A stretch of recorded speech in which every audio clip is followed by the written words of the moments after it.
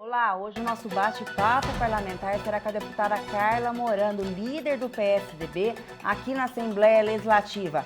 Ela vai falar um pouquinho sobre os principais desafios que encontrou aqui em 2020 e as suas principais conquistas. Deputada, mais uma vez, muito obrigada por a senhora estar participando aqui desse bate-papo e trazer um pouquinho para nós e para o telespectador as notícias e as conquistas desse ano tão difícil que nós estamos vivendo. Obrigada, Lilian. Obrigada a todos que estão aí presentes nos assistindo. Estou muito feliz por estar aqui e realmente esse ano foi dureza. Foi muito dureza. A gente sabe que a senhora já começou a sua carreira política pensando no próximo e isso foi até hoje que a senhora veste essa bandeira sempre pensando em ajudar alguém. E a senhora vestiu também aqui dentro da Assembleia, o seu principal objetivo foi cortar privilégio dos deputados e enxugar a máquina administrativa. Neste ano de 2020, a senhora conseguiu alguma coisa desses objetivos? A senhora poderia estar falando um pouquinho sobre isso? Sim, claro. Realmente isso é uma das minhas bandeiras, o corte de gasto, o uso do dinheiro público com bastante responsabilidade. E eu acredito que eu tenha tido um ano vitorioso. Não como a gente gostaria, lógico, né, mas do engajamento de uma quantidade maior de deputados, mas alguns deputados tiveram um engajamento, sim, e participam dessa política de economizar esse dinheiro público, né? Uma das coisas que eu fiz foi o corte já do gasto do carro, né? Então, o carro, eu utilizo o meu carro, a minha gasolina, o meu telefone, isso tudo a gente já tem um corte bastante significativo, né? Por mês a gente fala aí de uns 10 mil reais entre combustível e entre o aluguel de carro. Então é um corte significativo. Outra coisa que também a gente procura economizar bastante é a questão da verba de gabinete, né? Que também é um valor bastante alto, que eu julgo um valor exagerado para cada deputado, mas cada um faz uso da maneira que quer. Eu utilizo ele da melhor forma possível, utilizo um mínimo que posso, né, justamente só para manter o gabinete. Então, esse tipo de atitude eu acho que é muito importante e que deveria, sim, ter um engajamento de todos da Assembleia. Uma outra coisa que também nós fizemos nesse ano, e aí sim, foi num total, a Assembleia toda entrou nessa questão de doar o dinheiro para a questão do Covid.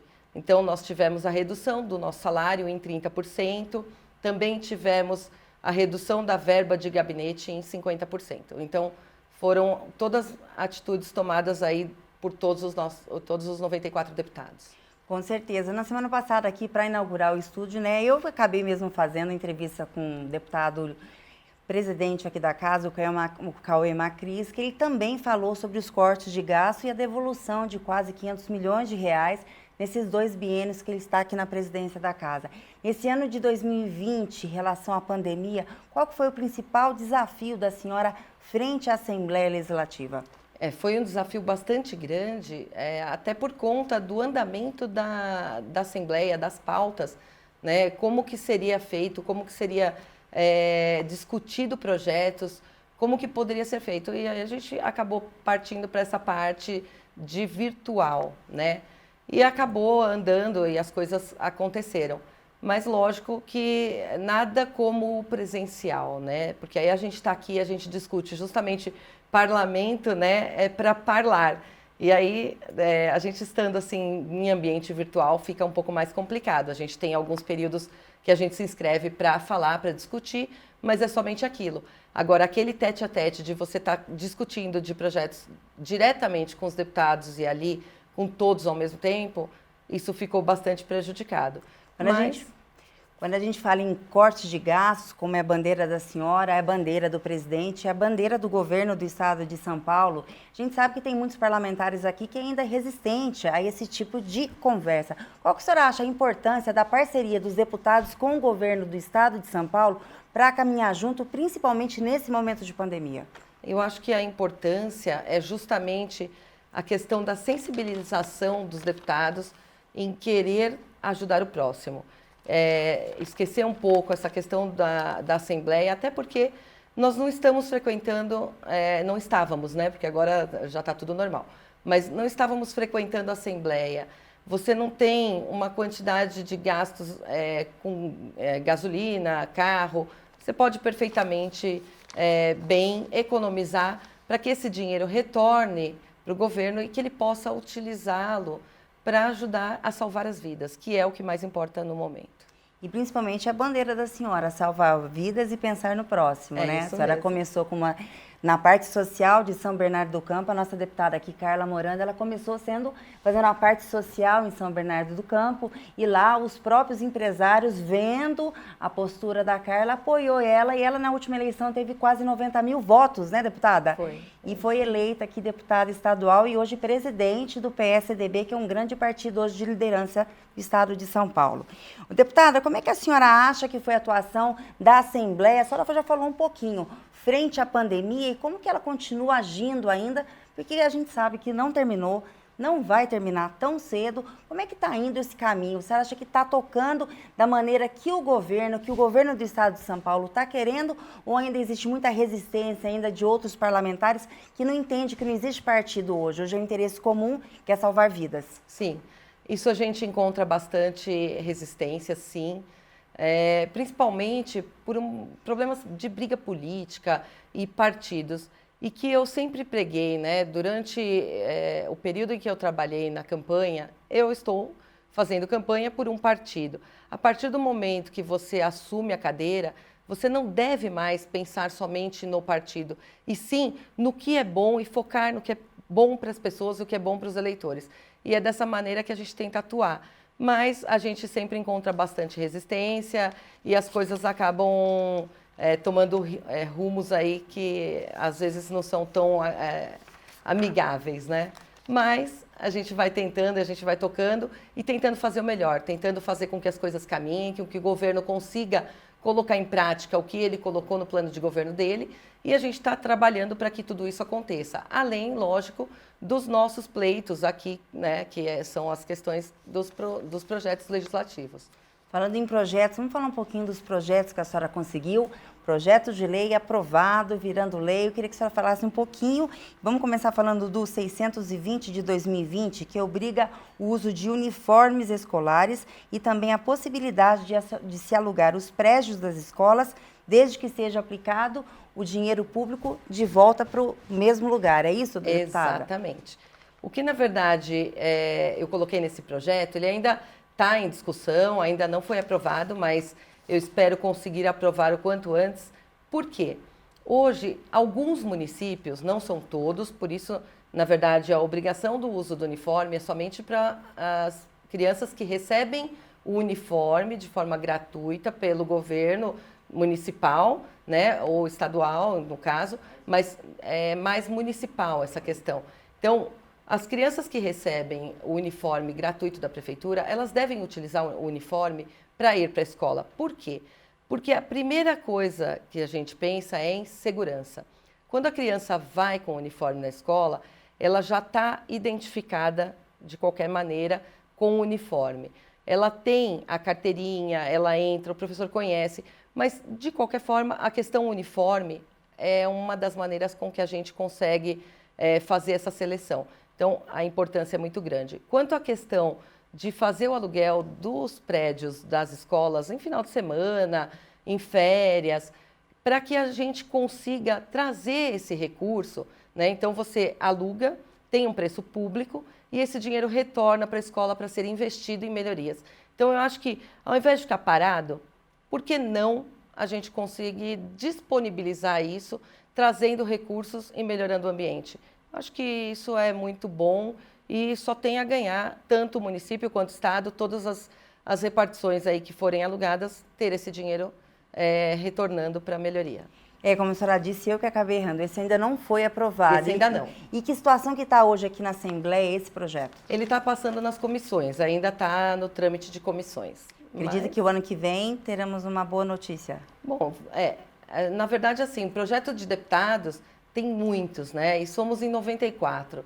E aí acaba tendo aquela dificuldade de votar todos os projetos de todos os deputados. Então, a gente sempre coloca um ou outro como uma prioridade, e esse é uma das minhas prioridades, né? Eu tenho um outro projeto também que é de prioridade, que é do armamento, né? Hoje, o armamento que é substituído pela Polícia Militar do Estado, ele é doado para outros estados. Ele não tem uma doação para os municípios. E a minha intenção é fazer com que, a partir do momento que a Polícia Militar faz a substituição do seu armamento, ele estando, lógico, em bom estado, passa por uma revisão e ele pode ser doado para polícias aqui nas GCMs, né, que são as municipais, para municípios acima de 500 mil habitantes. Hoje, alguns municípios conseguiram fazer a substituição, às vezes parcial, né, e às vezes não conseguiram fazer. E estão ainda com 38. Como que pode uma polícia estar com 38 e o bandido um fuzil, né? Então, a gente nada mais justo do que quando for substituir o armamento da Polícia Militar, é um armamento superior, trazer ele para as GCMs do nosso estado. Mais uma vez, a senhora falando em dinheiro, em economia e aproveitando recursos do próprio estado que não dariam em nada, transformando em verbas. Isso é muito bacana, deputada. Isso começa com a escola, com os uniformes, com o aluguel que volta para si, e agora também essa lei do armamento é passar para municípios mais inferiores que não têm nenhum tipo de recurso, ao invés de doar para outros estados. Isso é muito bom também, um projeto muito bacana. E a senhora também tem um projeto em andamento que eu estava olhando aqui, que é o 536 de 2019, estabelece diretrizes para a regulamentação de atividades de serviço remunerados de entregas por meio de aplicativo e outras plataformas virtuais de rede. O que seria isso, deputada? Então, na verdade, seria uma regulamentação dos serviços de aplicativos de entrega. O iFood, Rappi e tantos outros que a gente tem hoje disponíveis. Eu acho que são ótimos. É um serviço que hoje veio a calhar, principalmente nesse momento de pandemia, mas a gente não pode esquecer que os entregadores estão esquecidos, né? Eles não têm nenhum tipo de segurança, eles não têm uma regulamentação. Se eles têm um problema que eles pegam o Covid, eles ficam afastados, então eles não recebem absolutamente nada.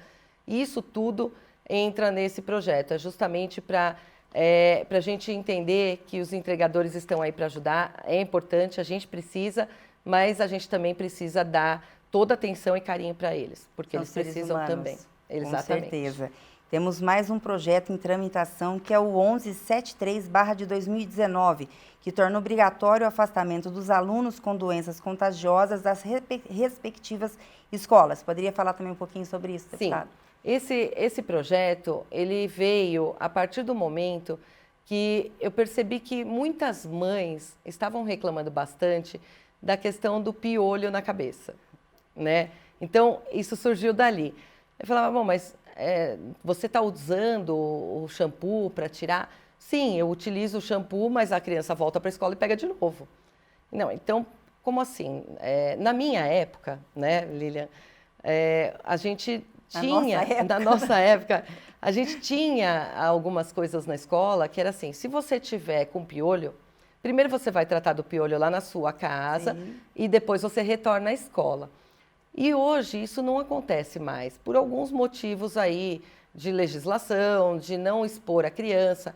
Aqui a verdade, assim, não é querer expor a criança, né? Mas a gente também não pode expor todas as crianças a algum problema específico. Então, uma criança que tiver com algum probleminha, tanto do piolho, ou sarampo. Tiver com sarampo, ou tiver com uma doença, alguma gripe, febre alta, dor de garganta, essa criança deve ficar em casa para se tratar, porque ela vai para a escola e ela vai passar para tantas outras, né?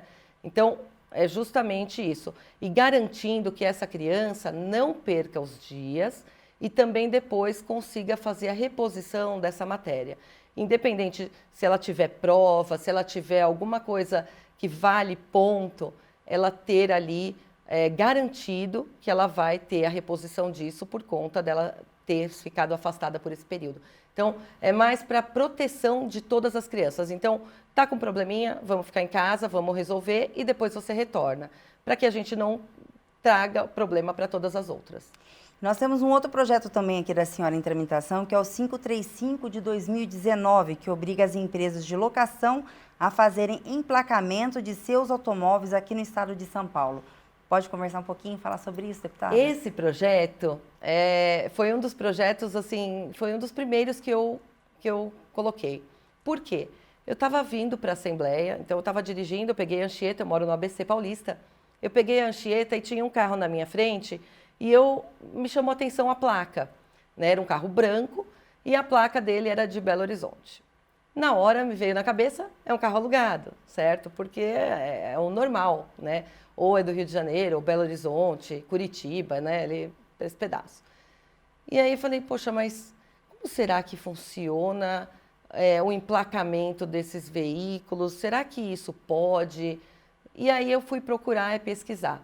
Eu me lembro, num período, há um tempo atrás, quando muitas pessoas particulares, né, estavam fazendo o emplacamento dos seus veículos fora do estado de São Paulo por ter um IPVA num valor menor. E aí acabou tendo até uma operação que acabou com isso, com essa fraude, que tinha um despachante específico que alugava ali um imóvel e colocava todos os emplacamentos num imóvel só. Então, assim, não era normal ter um prédio, um apartamento com 40 veículos, no caso, emplacados nesse endereço. E isso chamou a atenção das autoridades e foi pego essa fraude que estavam cometendo. O que, na verdade, me chamou a atenção foi justamente isso. Então, peraí, se isso acontecia com os particulares, então as locadoras, elas estão emplacando fora do estado, porém, elas fazem o uso do automóvel no nosso estado, utilizam os nossos serviços todos, nossas rodovias, mas recolhem um imposto lá, e isso não está correto. E aí eu coloquei esse projeto. Mas eu acabei até pedindo para retirá-lo agora, recentemente, porque ele foi, inclusive, colocado agora no projeto 529 do governador, porque teve uma resolução no Cefaz, e aí as empresas locadoras de veículos, elas são obrigadas agora a emplacar os veículos e pagar o seu imposto no local onde elas prestam o seu serviço, que é o correto. Sim, né? Seria mais que justo. Nada mais justo. Então, assim, se você hoje emplaca o carro fora e você vem para cá, então, como que funciona? A gente gasta aqui, mas você recolhe lá. Então, isso não está correto e foi por esse motivo. Mas ele já foi agora superado porque já, inclusive, entrou nesse projeto 529.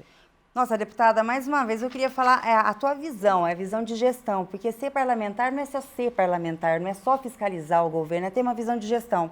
E a bandeira da senhora está aprovada aqui nos projetos, pensando no próximo, conseguindo verba sem mexer na verba do Estado e dando soluções para vários problemas aí, onde o Estado consegue arrecadar mais coisas sem mexer na vida de ninguém. Exato. E falando sobre o projeto 529, que foi aprovado aqui, teve algumas emendas aglutinativas, eu acho que no decorrer do projeto. O que a senhora achou sobre o projeto? A senhora acha que vai melhorar para o próximo ano? O governo vai conseguir segurar e cortar menos gastos pela aprovação do projeto aqui na casa?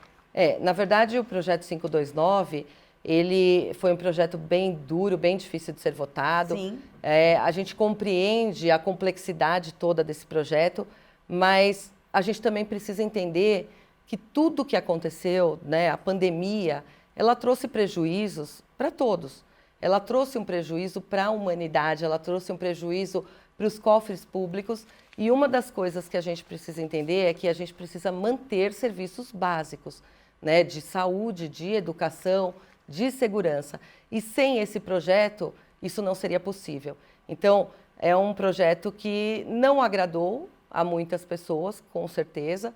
A gente até entende isso, não é uma coisa fácil de ser votada, não é uma coisa também que as pessoas gostam de votar, porém, é necessário. Eu acho que a responsabilidade que a Assembleia teve em votar esse projeto e aprovar é justamente em pensar no próximo, em pensar que a gente precisa ter os serviços básicos, principalmente para as pessoas mais carentes. E é isso que a gente fez. Então, é um projeto difícil, mas ele tem começo, meio e fim. Ele termina no final de 2021 ele tem esse prazo e aí tudo retorna ao normal. E agora, nesse período, é aquela coisa de todos nós termos que fazer um sacrifício. Aqui na Assembleia, nós fizemos o sacrifício aí de corte de salário e corte de verbas do gabinete. Então, na verdade, o sacrifício de todos. Nós também cortamos na nossa carne. É cortar de todos os lados para que a gente consiga manter esse serviço e atender a população da melhor maneira possível. A gente está batendo papo e já está quase terminando o programa e não falamos já? nem dos seus projetos Nem aprovados, começou? nem começamos ainda. Queria que a senhora desse uma visão geral no que a senhora já conquistou aqui de projetos aprovados hoje dentro da Assembleia. Eu tenho aqui, se a senhora quer, que tem o 17261 de 2020, que declara de utilidade pública a casa, que é a Comunidade de Amparo Social e Asilar com sede em São Bernardo do Campo. Isso. Na verdade, foi um projeto, foi tranquilo, os deputados entenderam perfeitamente. É uma casa que a gente tem em São Bernardo do Campo, que abriga os velhinhos, né? E a gente tinha que transformá-la em utilidade pública justamente para que a gente possa encaminhar verbas e consiga levar ali um melhor bem-estar para todas essas pessoas que já tiveram a sua vida e que têm experiências de sobra para passar para a gente, e que a gente tem que, sim, acolhê-los da melhor forma possível. Então, foi um dos projetos. Teve um outro projeto também, deputada, que é o 17166 de 2019, que institui a campanha Quem Ama Vacina. Isso. Uma Esse grande daí conquista. veio a calhar, né? Essa questão do Quem Ama Vacina é justamente por conta da falta de vacinação que a gente vem percebendo, né? Um déficit aí na vacinação de coisas básicas, né? O sarampo, a poliomielite, doenças que estavam extintas e que a gente não tinha, eram erradicadas aqui do Brasil, estão aí de volta e voltou matando muita gente. Por que isso? Justamente por uma questão aí que tem um trabalho agora de não vacinar, né? Um grupo anti-vacina. Eu acho que todo mundo tem o direito de querer ou não vacinar, mas é muito injusto se a gente for pensar com as crianças. Se você não der uma vacina para essa criança de poliomielite e ela tiver, ela vai ter isso para o resto da vida, ela vai ter sequelas para o resto da vida dela. Então, é uma campanha para incentivar as pessoas a vacinar e dizer que as vacinas são seguras, as vacinas estão aí para que a gente possa ser beneficiado com ela. E não é justo a gente cercear as crianças de terem a vacina porque a gente resolveu que ela não funciona e que não é a verdade. A gente está vendo nada Hoje, uma das principais discussões são isso, e a vida inteira houve campanha de vacinação, as pessoas têm que se proteger, e principalmente pelo fato, se eu não me vacino, vou prejudicar alguém? Pois é. A gente tem que pensar no próximo, tem que pensar no próximo. E com isso a gente chega na Constituição Federal. Sempre pensar no próximo. Sempre pensar no Justamente próximo. isso agora, né, nesse momento de pandemia, é o uso da máscara, né? Então, assim, se você usa a máscara, você está se protegendo e protegendo o próximo. Então, é a vacina. Se você coloca a criança e faz a vacina nessa criança, você está protegendo essa criança, né? E você já teve essa proteção. Sim. Então, nada mais justo do que a gente utilizar aí toda essa tecnologia que são das vacinas, são tecnologias que foram anos e anos de estudo e de aprovação, e a gente tem uma vacina tão segura. Não é justo um pai dizer não vou vacinar o meu filho, né? Além disso, não só a questão do grupo que diz não vacine as crianças, mas também, às vezes, a falta de vacinar por esquecer, pelo esquecimento, né? Os pais hoje têm uma vida corrida, todo mundo trabalhando, e às vezes acaba passando. Então, a campanha vem para lembrar, tem que vacinar. Então, para esses pais que acabaram esquecendo, a gente tem a campanha para dizer, não se esqueça, vacine. E para os que estão no grupo do anti-vacinas, dizer, olha, é seguro e é importante, não deixe seu filho perder essa oportunidade, porque isso pode lhe custar o resto da vida. E a campanha é de muita valia, inclusive a gente corre, mulher se vira nos 30 com filho, sabe quando tem que vacinar? Através de campanha, nossa, tenho que vacinar. Exato. Isso é muito importante, eu sempre falo, a gente fala nas entrevistas aqui do jornal, campanha é uma coisa muito importante, que através da campanha que o cidadão fica sabendo da importância daquele assunto na vida dele, né? Exato. Mas um último projeto aprovado aqui, que foi o 17139 de 2019, que inclui no calendário turístico do estado de São Paulo o evento Letapé Brasil. Isso, o Letap Brasil, ele é uma prova de ciclismo, né? Ela é mundial e foi inclusive agora no final de semana passado em Campos do Jordão, e a gente incluiu esse calendário turístico em Campos do Jordão justamente para que a gente tenha todos os anos essa movimentação do turismo nessa região, que é uma região basicamente turística, e em alguns períodos do ano acabam diminuindo bastante, né, o número de visitantes. Então, é para levar aí um movimento maior para a cidade, para que ela tenha sempre esse fomento do turismo, que é tão importante e que gera tanto emprego. Então, é outro projeto que a gente também conseguiu aprovar e que foi agora no final de semana passado, e eu fiquei muito feliz. Deputada, a gente está chegando no finalzinho, eu queria que a senhora falasse um pouquinho da expectativa para 2021, tanto no em âmbito parlamentar e o âmbito aqui do estado de São Paulo, no momento que nós estamos vivendo.